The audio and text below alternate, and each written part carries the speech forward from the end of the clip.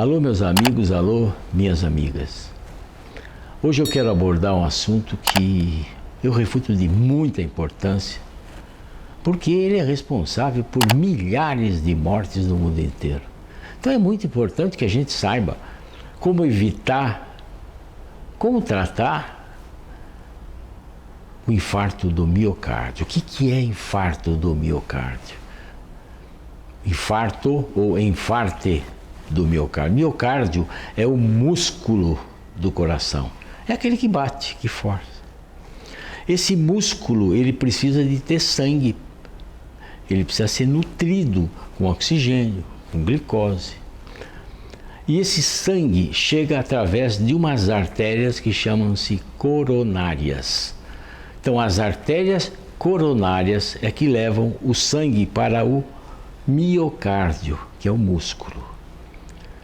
Quando você tem uma obstrução dessas artérias, então você tem um infarto do miocárdio. Então, é uma situação aguda, uma situação dramática às vezes, porque aquela obstrução naquela artéria vai levar uma área de necrose, de morte das células daquele miocárdio. E aquelas células mortas vão ser substituídas por um tecido fibroso, uma cicatriz. Claro que conforme for, quanto maior for a extensão desse infarto, maior vai ser o prejuízo para a bomba do coração. Então, se isso for uma coisa muito grande, o coração pode entrar em falência. Então, é uma das complicações do infarto do miocárdio.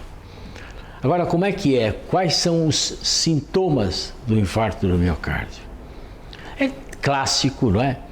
É clássico que, e descrito, muita gente já conhece, que aquela dor no peito é uma dor forte, uma dor que é em peso, uma dor às vezes insuportável, e junto com a dor vem formigamento, e essa dor ela pode se irradiar para os braços esquerdo, para o braço direito, para o pescoço, às vezes para as costas, e é uma dor que dura pelo menos até 20 minutos. A pessoa sua bastante, sua frio, fica pálida, pode ter náuseas, pode ter vômito, pode ter diarreia.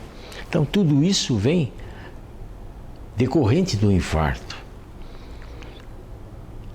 E o que você tem que fazer nessa hora? Veja só, você está tendo então essa dor forte no peito, em aperto, dor que não piora com a respiração, é um peso. Sabe, os pacientes me descrevem às vezes como se fosse, sabe, um caminhão passando por cima do peito. Uma coisa forte, em aperto. Então isso é o clássico, essas são sintomatologias clássicas. Evidentemente que existem variações. Por exemplo, os idosos não têm tanta dor assim. Às vezes pode ser alguma coisa mais sugestiva de dor abdominal, mal-estar do estômago, ou às vezes até assintomático. Mulheres. A grande preocupação hoje é com relação às mulheres, porque a mulher não se preocupa tanto em ter doença do coração. Aliás, a mulher não se preocupa tanto em prevenir a doença do coração. Por quê? É clássico, é notório, né? Dizendo que as mulheres não têm infarto, porque elas são protegidas pelos hormônios femininos, mas isso tem um tempo. Até a menopausa, até a perimenopausa, esses hormônios protegem, mas depois, não. Depois, a chance de ter infarto é igual a do homem. Só que tem um detalhe, a sintomatologia da mulher pode ser diferente. A mulher normalmente não tem aquela dor forte, em aperto, clássica que os homens referem. Não. As mulheres podem ter dor na região do epigástrio, na boca do estômago, sabe, simulando um problema digestivo. Às vezes, porque a mulher está acostumada a ter dor, então a sensibilidade dolorosa da mulher é diferente do homem. Porque a mulher tem a dor do parto, a dor da menstruação, né, as cólicas menstruais. Então a mulher é mais tolerante à dor. E às vezes uma dorzinha na boca do estômago, passa como se fosse um quadro digestivo e de repente é um infarto. Eu já tive a oportunidade de atender uma moça de 40 anos de idade que estava sendo tratada pelos colegas como sendo um quadro digestivo, estava fazendo endoscopia, fazendo isso, aquilo. No final, ela teve um infarto durante um exame de ultrassom. Então isso é comum. E hoje, cada dia que passa, as mulheres estão tendo alteração das coronárias, a doença arterial coronária que chama, mais cedo. Por quê? A mulher tem estresse, a mulher tem sobrecarga de trabalho, a mulher fuma, né? E a obesidade, a menopausa, quer dizer, todos esses fatores levam ao aumento da incidência da doença arterial coronária nas mulheres. Então essa é a sintomatologia, assim, mais ou menos comum do infarto. Agora, é claro que geralmente isso é precedido por uma coisa que chama-se angina, angina de peito, angina pectoris. Então é o mesmo tipo de dor em aperto, pode ir para o braço, geralmente é relacionada aos esforços. Isso vai piorando com o tipo de esforço. Quanto mais esforço, ela vai tendo dor. Aos pequenos esforços, aos médios esforços. Para tomar banho tem dor. Até tem dor em repouso. Acorda à noite com dor. É uma dor em aperto, mas ela não é duradoura como a do infarto. Ela dura 5 minutos. Pode ter irradiação para o braço. Pode ter sudorese, mas ela é uma dor de curta duração. Passa logo. Essa é a diferença básica da angina do infarto. E a angina pode progredir para um dia vai lá ter uma dor mais forte e infartar. Muito bom. O que você tem que fazer quando você está tendo uma dor no peito que você acha que é infarto? Primeira coisa, olha, se você mora na cidade grande, você tem que correr imediatamente para um pronto-socorro, um local de emergência e rezar para que nesse local de emergência tenha uma assistência cardiológica de urgência. Porque há necessidade de se fazer um cateterismo cardíaco nessa hora. O que é isso? Através de um catéter, um tubinho, a gente passa esse tubinho pelas artérias, ou aqui por baixo, pela ilíaca, ou aqui pela radial aqui do braço, e esse tubinho vai lá no coração. A gente injeta-se um contraste e você vai ver aonde está entupida aquela artéria. Tá detectado o local que se está desse entupimento ou suboclusão, por exemplo, a gente faz uma angioplastia. O que é isso? Você passa o mesmo catéter, que na ponta tem um balão que você insufla esse balão. Tem lá a obstrução, você passa o catéter na obstrução, quando está entupido, ali você insufla aquele balão, desentope aquela veia, aquela artéria. E você coloca um stent, que é uma estrutura, uma malha de titânio que evita com que a artéria feche de novo. Então isso é uma coisa que a gente tem que fazer logo. Tem que ser pelo menos até 2 horas de diferença entre o início da dor e até começar o atendimento médico. Nesse intervalo, o que você pode fazer em casa é colocar 2 ou 3 comprimidinhos sublinguais de aspirina infantil, isso se você não tiver nenhuma alergia à aspirina. Tá, e tem que levar imediatamente para o pronto-socorro, porque quanto mais rápido a pessoa é atendida, mais a gente tem chance de evitar aquilo que eu falei no início, né? Quer dizer, uma necrose, uma morte das células e haver um comprometimento do músculo do coração, levando à insuficiência cardíaca e tudo mais. Quais são as complicações do infarto? A complicação maior são as arritmias cardíacas, arritmias que acontecem durante o infarto, no momento do infarto. Às vezes são arritmias que são mortais. E uma coisa interessante, metade das pessoas que têm infarto, elas podem morrer antes mesmo de chegar à assistência médica, estando em qualquer lugar, mesmo dentro de uma UTI, mesmo dentro do hospital. Porque pode ter uma arritmia maligna, rápida, que pode levar o indivíduo à morte. Então é uma doença séria e grave que a gente tem que prevenir. E como é que é? Por que acontece o infarto? Veja só, quando a gente come gordura saturada, ou come coisas que têm muito colesterol, esse colesterol vai chegar no sangue, tá? E ele vai se depositar na parede das artérias. Porque o colesterol é uma coisa importantíssima, a gente precisa do colesterol para fazer hormônio, para fazer vitamina D. Ele faz parte da estrutura, da célula geral. Então esse colesterol ele vai pela circulação, ele vai na parede dos vasos para depois para ele poder ser absorvido e ser utilizado. Mas se tem colesterol demais, ele vai se depositando ao redor desses vasos, dessas artérias, e aos poucos ele vai evoluindo e vai obstruindo a artéria, levando ao infarto. Como é que a gente pode saber se você já tem uma obstrução, não tem? Quais são os exames que a gente pode fazer para prevenir? Exames de rotina. Ecocardiograma que a gente vê, um teste de esforço, que na hora do esforço pode desencadear uma angina, os exames mais específicos, uma cintilografia miocárdica, e um exame que eu acho espetacular, que é a angiotomografia de coronárias, onde você vê realmente o tamanho da coronária, você vê a placa, o tamanho da placa, você pode analisar a evolução dessa placa, né, o volume da placa. Isso antes de fazer um cateterismo cardíaco, que é o exame de excelência.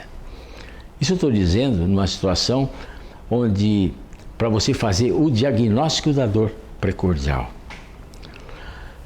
Tudo bem, vamos lá que você já teve um infarto, ou você está tendo dor, ou você fez os exames que existe suspeita. Então, o que você tem que fazer para prevenir o infarto? Isso faz parte de uma aula que eu gravei sobre fatores de risco do coração, quer dizer, os 7 pilares para você evitar a rota do infarto. Primeira coisa é a dieta. Dieta com pouca gordura saturada, essa dieta que o mundo tem hoje, a dieta ocidental, rica em gordura, rica em açúcar, tá? Essa dieta é uma dieta absolutamente que é responsável pela situação que hoje acontece, né? A incidência de infarto, a incidência de obesidade, tudo mais. Então, uma dieta regular, geralmente eu aconselho uma dieta à base de verduras, plant-based diet, quer dizer, é uma dieta à base de plantas. Isso existe comprovação que as pessoas que têm esse tipo de alimentação, eles têm menor incidência de infarto. Mas o principal fator que leva ao infarto é o aumento do colesterol do sangue. Nós temos um colesterol bom e um colesterol ruim. E o colesterol total? O colesterol total é simplesmente a soma desses dois, mais o VDRL, que é um outro tipo de colesterol. Então não tem tanto valor na análise e na prevenção. O que tem a prevenção, o que a gente analisa é o HDL, que é o colesterol bom, o LDL, que é o colesterol ruim, e o colesterol não HDL, que na verdade é o colesterol total menos o HDL. Vai sobrar o LDL, mais outras partículas que são aterogênicas, que hoje se considera que o colesterol não HDL é o melhor fator para a gente poder analisar o risco cardiovascular. Então, o primeiro fator de risco é o aumento do colesterol. A gente tem que tratar. A dieta altera? Sim, somente que tem uma coisa: 30% do colesterol que está no sangue vem da dieta. 70% desse colesterol é produzido pelo próprio organismo, porque nós precisamos do colesterol.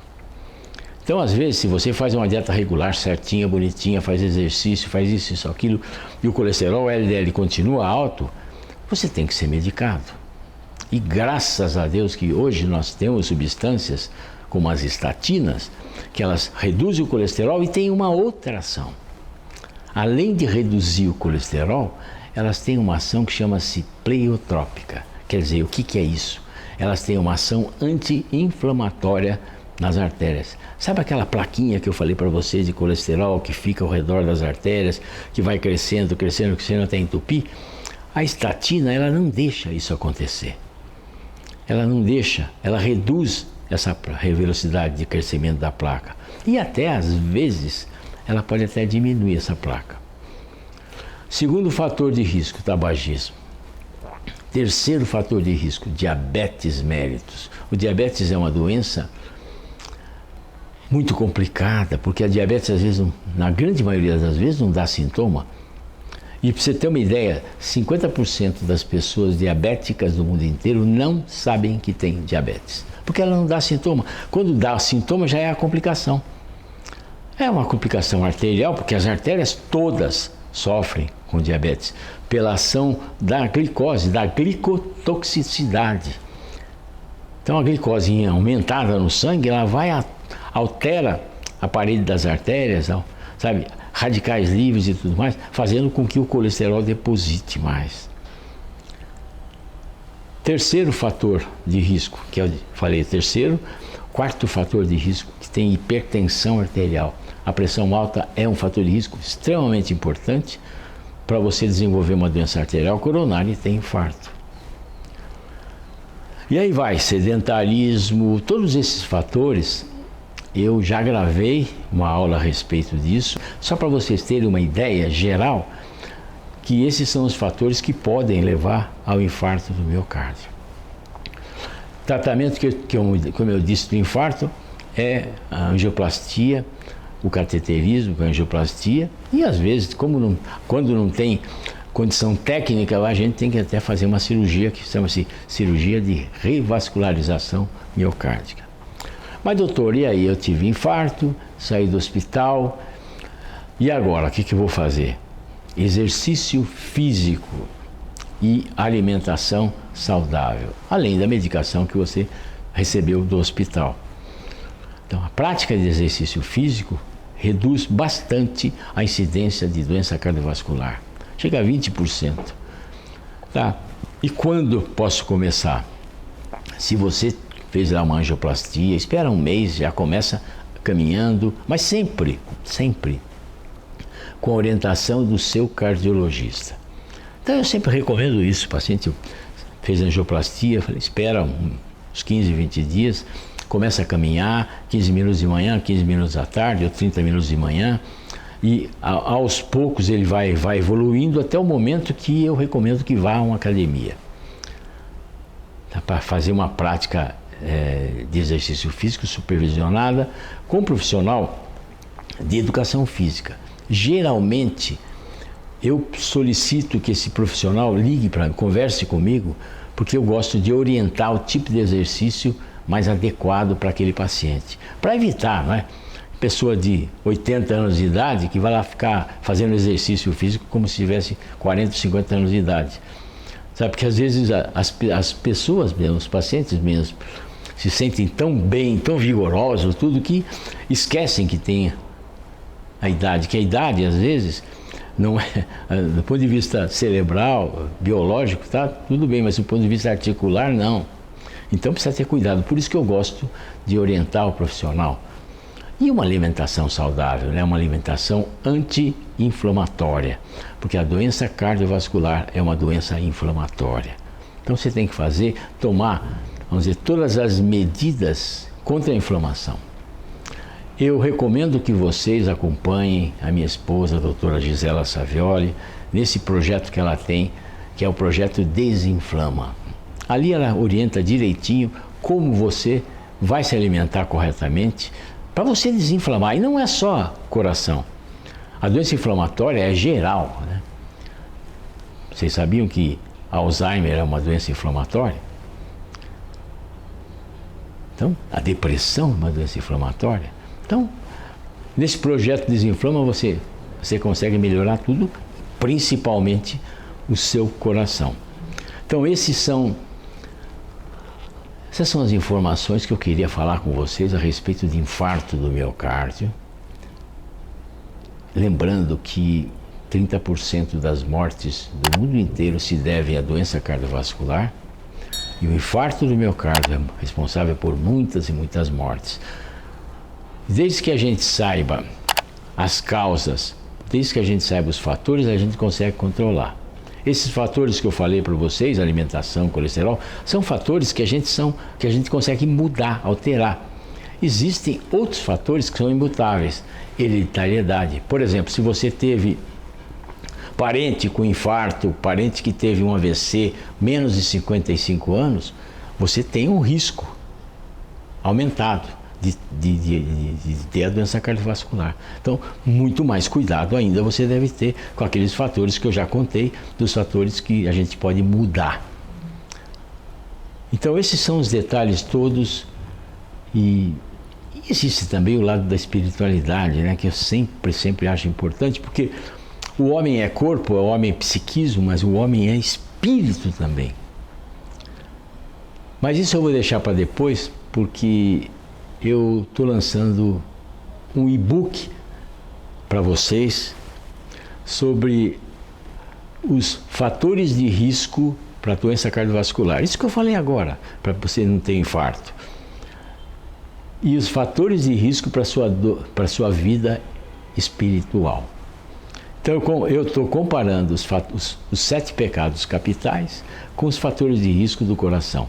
Então isso é um e-book que vai ser lançado e é gratuito para você. Tá bom? Então, muito obrigado pela atenção e vamos lá, cuidar do nosso coração.